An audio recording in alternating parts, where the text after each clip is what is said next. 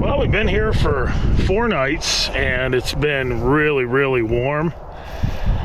It's been 55, 60 degrees in the day, 45, 50 in the night. It rained, just really warm, not really good coyote trapping habitat or weather. The habitat's great.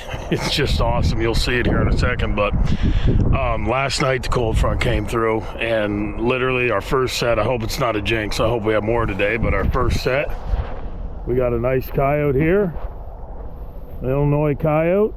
Over here at the Sauer Farm. It's just nice to start the day this way, but that's one of the things you got to remember. The weather's going to dictate a lot of your success when it comes to trapping predators and trapping coyotes. And you know, the biggest thing is put your traps in the ground and have patience. I don't recommend going out there setting a coyote setting on a Friday and then planning on pulling on a Sunday. That's just not enough time in the ground to give them a chance to work it. But you also need to have those weather conditions that are correct. The fronts that come through, make them move, make them go hunt, because they've been, you know, laying up for, you know, 18, 24, 36 hours while the wind's blowing. But once that front goes through, I can guarantee you that the coyote traffic is going to be there. And as you can see here, just an awesome dog.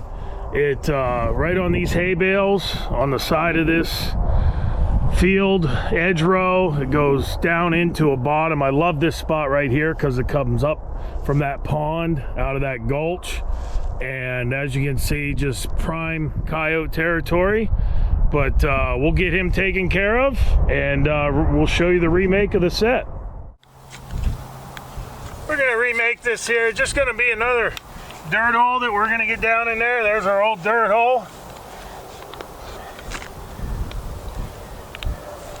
You know, this is just warming to the soul when you come in and the cold front comes through and it's a little cool out here today.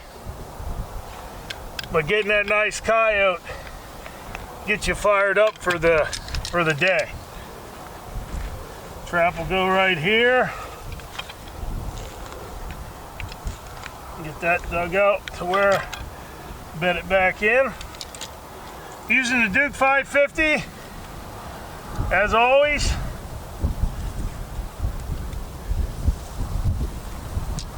Get that night latch nice and tight.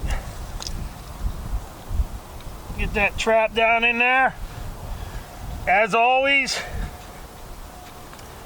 bed that trap as tight as you can get it to where there's no wiggle, no wobble anywhere around that.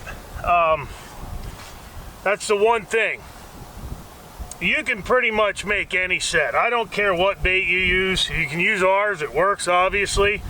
This had Mountain Man and I think I had Madison on the back, but you can use any bait and lure, something that they're inviting to come and get.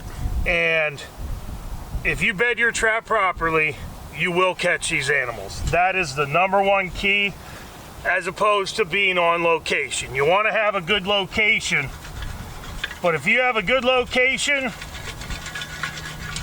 and you have something in the hole that invites them to come in and try it, work the set, you're going to be very, very successful as a predator trapper. Just build that up a little, find our pan. I always like to find the pan and then move it around. That's all it takes. Blend the set in. And we got this scent here, we got the scat. It's just another draw for every animal that comes up through here. Get some of our Mountain Man. Get that stirred up a little. Always stir this up when you do get a new jar, just to mix the oils and stuff in. And we'll get a little bit of bait, just put a little bit more down in there. Jam that down in the hole. I don't need any other lure or urine here. I'm just putting, I probably don't even need bait. They're gonna investigate it anyway. But just a little bit of bait, give them a little extra incentive to work down in that hole. You got all that scent here. You got the eye appeal from the catch circle. And it's really nice to start the day out with a nice coyote here after that cold front came through. When you make these sets, show patience. This is the 4th night in the ground. Like I said, the first 3 nights were really warm. The only thing was the raccoons were plugging up the coyote sets, and I'm like, we got to get some cold weather, That cold front came through, the wind's blowing like 25, 30 miles an hour today. It's only 25 degrees, it's cold, I'm a little cold, but that's what gets the coyotes running. And obviously they ran by this one, and we'll take them back, get them skinned out, and get them tanned for a memory. But just put these sets in and show patience, and you're going to be successful as well. Well, we're coming up on this corner post, and first night we had a double. Yesterday we had a really big coon, and today we got another double. We got the old infamous silver fox in this one, so we'll get them taken care of. This is just another example of what I was trying to impress yesterday. When you find a trail and you find something that has animal traffic on it, it doesn't matter where you're at across the country. If you keep your sets in the ground, every animal that runs this ridge is going to come out that little patch of woods and come under that fence right there. That's where they're going to go, and they're going to run down this right here from the hay bales. We got the trap out here. We have the possum, big possum, and another really big coon. Every coon we're catching is a monster. But whether they're running up from the bottom or whether they're coming out on the top, they're going to come under that fence right there, and we got another double today. But as you can see, those DPs are going to work for you. Put them in the ground. Make sure that you have them set on the trail right where they're going to bump their nose right on it, and you're going to be successful as well. It's just awesome. 3 nights here, 6 trap nights, 5 critters, and it's just really awesome. 4 raccoons and a possum, and I fully expect we got one more night. That cold front came through. We just showed you that coyote on the field edge across the way, and I fully expect to have more critters. But get those traps in the ground and you are going to be successful as well.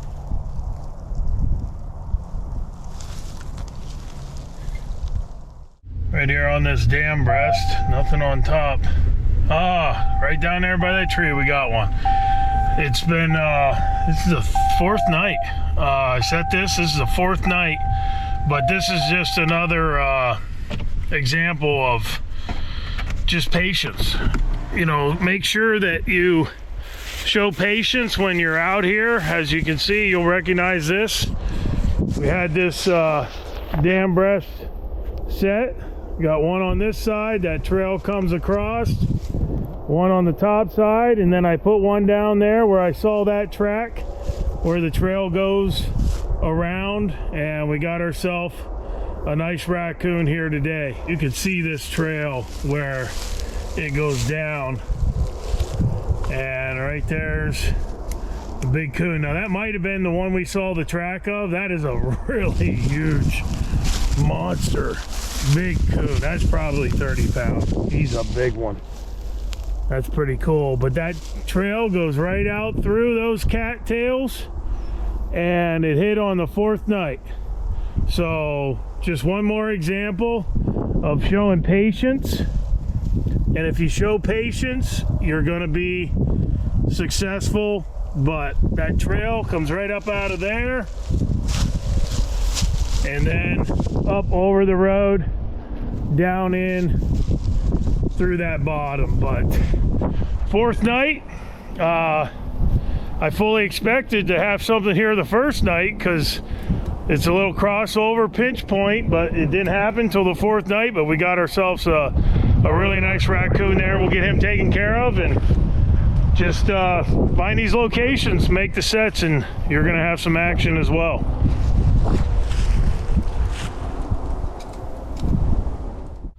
Oh, we showed you making this set the other day, and I can see one hanging out on the corner over here. We had this old barn in the middle of the field set, and we got ourselves a nice raccoon. But you know, anywhere across the country you have these barns, these old dilapidated structures. You can see we had this one set right on that trail coming out of it right there. But anytime you have these barns or dilapidated structures, especially coming out of a bottom with a pond and whatever, you're going to have raccoon traffic. And as you can see, we got our raccoon here today. I'm glad that it's not a living structure, because I mentioned you want to get these away from the structure so they don't tear them up. And here's a prime example. I didn't get it far enough away, and you can see where they'll scratch and chew on the side of the structure. So I should have had that out about another foot and he wouldn't have been able to get to it. But real nice coon, all looking really good and healthy. But these structures, don't pass them up. They're going to use them for shelter, they're going to use them for warmth, they're going to use them for cover, safety, and the trails are going to be right along the outside. That trail goes just like that down into that bottom, over to that pond where they're going to run around and hunt and feed. But just an awesome raccoon, and don't pass them up. These are just fantastic places. And that cold front came through. We haven't even checked, hopefully I'm not jinxing myself here, but we haven't even checked a third of the line. We got a coyote, 3 coons, a possum, everything was on the move last night. And that's what happens when you get a good weather front come through. But don't pass up those structures. They are animal magnets. Handling nest raiders is our specialty, and you can become the steward of your own land with our North American Trapper scent package, which includes our Coonbuster DP bait and magnet trailing scent. Our sweet scented trailer will draw them in, where our Coonbuster will then take over, and its soaked crawfish essence will entice those nest raiders to work the trap consistently. Look no further than our North American Trapper Combo scent package for all your predation control needs. North American Trapper. Proven products, proven conservation.